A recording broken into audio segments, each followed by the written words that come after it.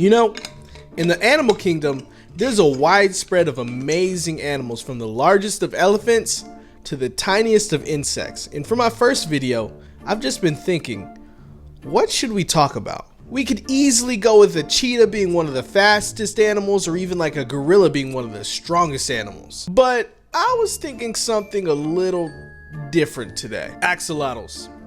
Yeah, we're gonna talk about axolotls. These hand-sized salamanders are one of the most interesting animals I've ever studied in my life. They take everything I've learned about animals and like flip them upside down. For example, axolotls are neotenic, which means they don't mature, which is pretty normal for like your uncle that still lives at your grandma's house, but for these salamanders, it's a little different. Most salamanders go through a metamorphic stage where they transform from aquatic to land animals. During this process, they usually get rid of their gills and even the fins on the back of their tail. But the axolotl, yeah, they never do any of that. They stay in their juvenile form, keep their external gills, and remain aquatic animals for the rest of their lives.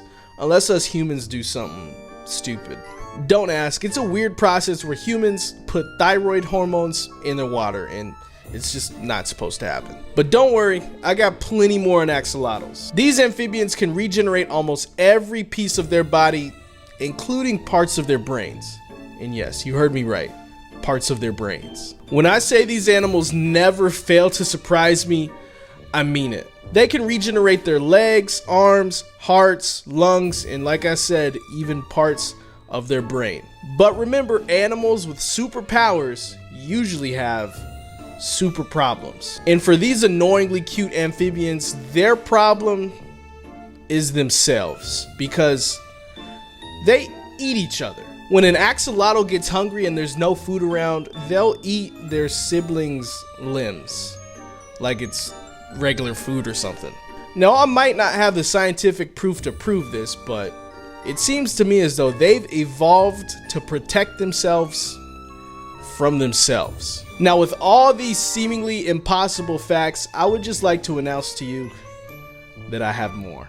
Hear me out. You can transplant one body part of an axolotl onto another axolotl. I know you're thinking like, Corey, what does that exactly mean? Well, it means that us humans need to calm down with all the freaky stuff we try with animals, but let me explain. In the 1960s, scientists transplanted an axolotl's head onto the back of another axolotl successfully and made a little two-headed 3-inch baby monster. Turns out you can do this with their legs and even other body parts, but like, yuck. Why would you even want to try? But on a serious note, this is definitely one of my favorite animals to talk about, and they're critically endangered due to pollution. They're only found in one place, this Mexican lake called Lake Chimilco. Weirdly enough, there's actually more in captivity than there are in the wild. This lake has been polluted and kind of makes it very uncomfortable for them to live their normal lives where they, you know, eat each other's arms off. But we're hoping for a comeback for these really cute, really weird, self-destructing animals.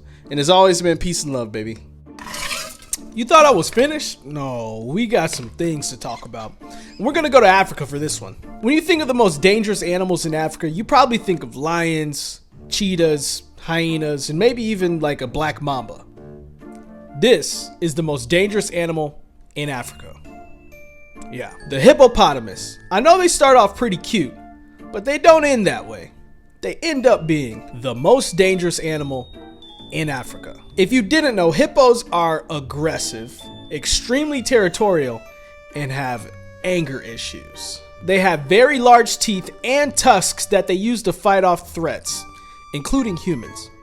They actually kill the most humans out of any animal in Africa, except like mosquitoes, if you want to count mosquitoes. Speaking of teeth, they have one of the strongest bites out of all land animals. Their bite comes in at just about 1600 psi, which is nothing to play with. If you don't know what psi is, just think of it as pounds of force. 1600 pounds of force coming down on your head. And we haven't even went over their size yet because they're huge. Hippos can grow to around 16 feet long and weigh 3,000 pounds.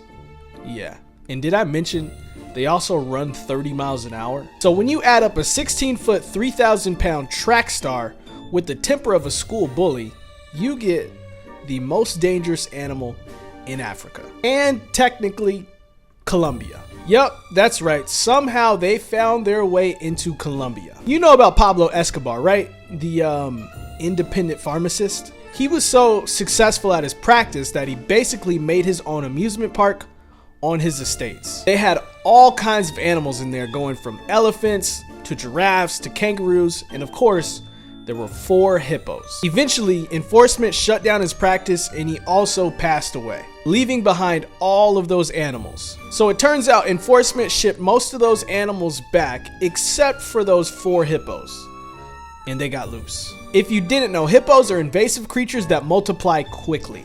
And having no predators in Colombia, they multiplied. So just imagine a group of 16-foot, 3,000-pound hippos running around your city acting like the Blue Girls from the Proud Family. Yeah, not a fun time. And for some reason, America had to get into this. So apparently, America passed a law making these specific Colombian hippos people. So why would America do this, you ask? In hopes that it would prevent Colombian enforcement from killing the hippos. So I get the gist of it, but sometimes it's a little better to stay out of people's business. Anyways, let's change the subject. Hippos can't actually swim. Now, yes, they move very fast underwater, but they don't swim. Hippos kind of run underwater. They push their bodies up to the surface, take a deep breath, come back down, and run on the floor of whatever body of water they're in. So yeah, hippos don't actually swim. Oh yeah, and did I mention that their skin is basically bulletproof except for the bottom part of their belly? Just a random fact I wanted to throw in there, but I think that's all we have on hippos. I'm wondering what we're going to talk about next. This is one of the last things you'd want to run into in the wild. If you approach a kangaroo that's about chest deep in a body of water, you're in danger.